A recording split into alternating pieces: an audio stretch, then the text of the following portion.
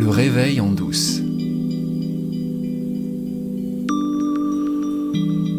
Troisième partie de mon entretien avec Barbara Calloway. Cette fois, elle va aller un peu plus loin encore dans la description de ce qu'est le Theta Healing. Elle avait commencé dans l'épisode précédent et vous allez voir que je prends la parole en premier pour dire à quel point je suis fasciné par le fait que ce qu'elle fait et ce que je fais moi-même avec mes clients, c'est exactement la même chose, mais sous une forme complètement différente. Et ensuite, Barbara va aborder la question du mal, et la question de qui nous sommes, et là encore, je me retrouve complètement avec elle, et je n'en reviens pas qu'on soit si proches, alors qu'on ne s'est jamais rencontrés. C'est génial ce que tu partages, parce que, en fait, j'ai l'impression en t'écoutant que j'ai fait exactement le même chemin. Ok. Moi, je ne suis pas au Theta Healing, je suis sur une procédure que j'ai découverte il y a 2 ans maintenant, pour laquelle j'avais beaucoup de dédain au début, qui est ni plus ni moins ce que tu décris. On reprogramme le subconscient. C'est ça. Nous avons à l'intérieur de la tête des lignes de code. Ces lignes de code, on ne les voit pas. C'est ça. La procédure qu'on appelle la procédure du document, c'est the document en anglais. Et qu'est-ce que c'est le document? C'est je vois que j'ai des lignes de code dans la tête et que ces lignes de code programment mon être. C'est mon être qui est écrit comme ça. C'est ça. Et que cet être qui est écrit comme ça génère un faire qui est complètement le miroir de mon être. C'est-à-dire je fais ce qui est écrit dans le code. Et on peut changer. C'est ça. Et de la même manière qu'à un moment, il y a quelqu'un qui t'a dit tu peux choisir que le libre arbitre existe, ben oui, tu peux. Parce que tu crées ta réalité à chaque instant. Et c'est toi qui la crée. Et tu peux la créer dans tous les sens. C'est ça. Le pouvoir créateur, c'est l'essence de ce que nous sommes. Mais moi, qui ai appris par une compréhension qui s'appelle les 3 principes, qui ne dit que ça, la compréhension des 3 principes, les gens souvent ils me disent mais c'est quoi les 3 principes? Alors je dis c'est l'esprit, la conscience, la pensée. Mais on s'en fout, ça dit juste 100% de ton expérience, tu la crées avec ta pensée. C'est toi qui la crée, c'est toi qui as le pouvoir créateur. Et je retrouve ça dans ce que tu me décris du Theta Healing. Alors est-ce que tu peux me dire, c'est quoi ta pratique aujourd'hui? Qu'est-ce que tu fais? Alors, comme j'ai plein d'outils, je fais plus du soin sur le corps, vraiment, en touchant. Donc, je fais plus d'ostéopathie, j'accompagne. Il y a une raison pour ça? Oui, parce que j'ai fait le tour, en fait. Déjà, pour moi. Voilà, j'ai fait le tour. Et puis, parce que y a vraiment une envie de dire, mais si ton corps, il est comme ça, c'est qu'il y a une raison. Donc, est-ce que tu veux bien qu'on aille voir pourquoi il est comme ça? Voilà. Et il y en a plein qui viennent en ostéopathie et qui veulent qu'on leur soigne leur lumbago sans réfléchir à pourquoi ils ont un lumbago. Et c'est OK. Enfin, je veux dire, la conscience joue aussi à être amnésique à plein d'endroits. Mais j'ai plus envie de jouer à ça, en fait. Et donc maintenant, j'accompagne sur un chemin de conscience qui est avec plusieurs piliers. En fait, donc je suis formée donc en intelligence relationnelle, c'est comme ça que François Ledos a appelé sa formation, qui est l'IFS avec la théorie polyvagale pour mettre le système en sécurité, et la théorie de l'attachement. Enfin, ça permet de revoir un peu comment justement de 0-2 ans on construit nos croyances par rapport à l'amour particulièrement et par rapport à l'attachement pour le coup. Donc il y a cet aspect-là plutôt thérapeutique pour aller guérir les traumas, décharger, enfin voilà, aller vraiment plutôt faire de la guérison, mais qui est pour moi une thérapie non duelle, parce que c'est à partir du self. Alors moi j'accompagne évidemment, à partir de la présence évidemment, je vois pas comment je peux faire d'autre que ça, c'est cette guidance-là évidemment, mais c'est d'accompagner l'autre sur ce chemin, et puis parfois, quand c'est pas trop lourd, et qu'on a enlevé les parts, quand on fait l'effeuillage des parts, en IFS, le self se découvre. Et là, quand on est capable de dire, regarde, retourne-toi maintenant, regarde, qui est-ce qui voit ça? Et les gens peuvent avoir des expériences directes. C'est assez simple, en fait, pour moi, du coup.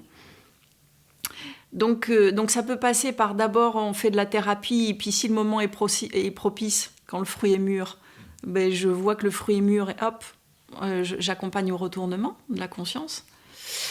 Et on va dire, voilà, c'est comme ça. Et puis, il y a vraiment les séances de Theta Healing aussi où on change les lignes de code. Voilà.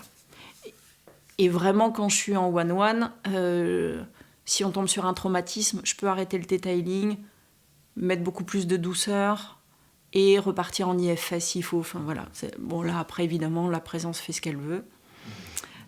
Parce que je remarque qu'en Theta Healing, pour le coup, comme je suis vraiment en lecture énergétique, je peux vraiment être un peu en arrière et pas être liée à l'émotion si je suis en train de toucher à quelque chose. Et donc, c'est à partir du vide, quoi. Et par expérience, d'avoir été accompagnée avec plein d'émotions, avec quelqu'un qui est au niveau du vide, tu te sens pas aimé et écouté à l'endroit où tu as besoin de ça. Ouais. Et tu pourrais essayer de me décrire, c'est quoi l'outil du Theta Healing? Comment tu procèdes concrètement? Donc le Theta Healing, c'est se mettre en ondes Theta, c'est pour ça qu'elle a appelé cette méthode comme ça. Et les ondes Theta, c'est quand il n'y a plus de pensée en fait. Donc c'est être dans un niveau méditatif où il n'y a plus les pensées discursives en tout cas. Le mental qui tourne là. Et ça, c'est ce que tu fais avec tes clients? C'est-à-dire tu les mets voilà. Alors, ou c'est toi qui te mets dans cet état? Moi, je suis dans cet état-là. Et les gens, je les accompagne à être posés, en tout cas, en état réceptif. Parce que quand on est en état réceptif, on n'est pas loin de l'onde Theta non plus. Même s'ils ne sont pas en Theta, ils ne sont pas loin. Voilà. Mais c'est plutôt moi qui suis en Theta, ça c'est sûr. Et donc c'est cet état méditatif et la prière centrée, c'est-à-dire que de cet état, je peux lire ton énergie, de voir la ligne de code qui décode. Alors on la teste toujours parce que le but c'est de mettre de l'inconscient au conscient et que après la personne sache avec quoi. Parce que si je te fais un déblayage sans te dire ce que j'enlève comme ligne de code, il est bien possible que tu repartes, ça aura fait 2-3 trucs, puis ça va revenir 3 mois après. Mais parce que tu n'as pas mis en conscience ce qu'on a changé. Et du coup, le programme, il peut se rebrancher. Tu vois, ça fait comme si, hop, ça revient. Alors que dire, ok, je crois que tu as un programme amour égale humiliation. Je parle de moi.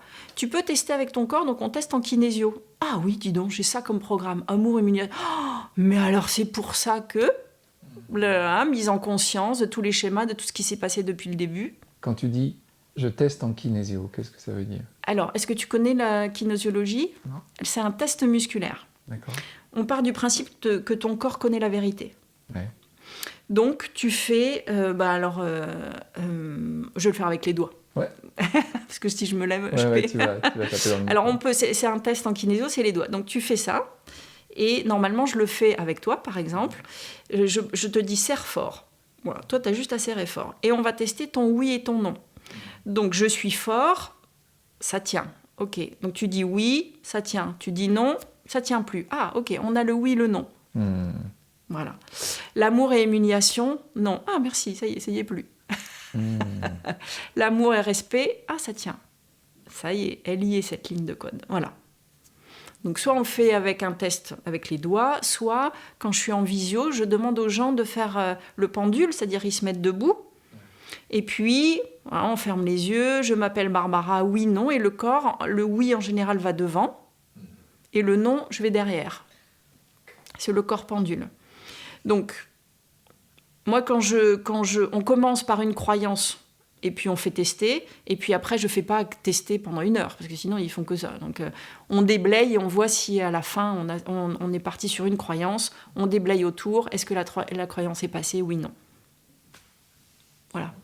Ça permet vraiment de... Et à chaque fois, on dit, est-ce que tu veux bien que je change ça en cela? Et la personne dit oui. Et c'est important encore, le consentement. Parce que je ne vais pas t'envoyer du code que tu ne veux pas. Voilà. Est-ce que tu veux bien être infidèle à la lignée de tes parents? Il y en a plein qui me disent, mais non. Oui, mais sauf que du coup, tu seras toujours pauvre. J'en mets une grosse. Un gros pavé dans la mare, tu vois. Donc, ok, mais si tu veux, d'accord. Mais est-ce que tu vois qu'en fait, tu restes pauvre parce qu'il faut faire comme papa et maman? Ah ouais. Et là, du coup, il peut y avoir un temps de parole, de mise en conscience, de regarde. T'as chopé la croyance de tes parents, est-ce que tu veux vraiment la garder? Bon.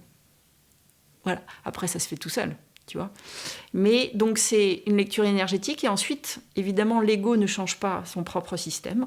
On ne change pas les lignes de code avec l'ego. Donc c'est demander à la source de changer La croyance, donc la ligne de code, en fait. Oui, et ça me fait penser à des séances que j'ai pu faire. Ça me fait penser à ce qui se passe en constellation familiale. Ça me fait penser à tout ça. Sylvain Thoron, avec qui j'ai travaillé, qui m'a fait une séance absolument révolutionnaire pour moi, en une seule séance, dont j'ai parlé dans mon podcast. D'ailleurs, je mets le lien ici. c'est ça, c'est d'aller chercher par là. Ouais, c'est ça. Et j'avais plein de jugements là-dessus. Je me disais, mais Ouais. c'est que c'est conneries. Ouais. Ça marche pas. C'est ça. Et en fait, ça marche. Alors, déjà, ça marche. Et puis surtout en conscience de qui on est, en fait.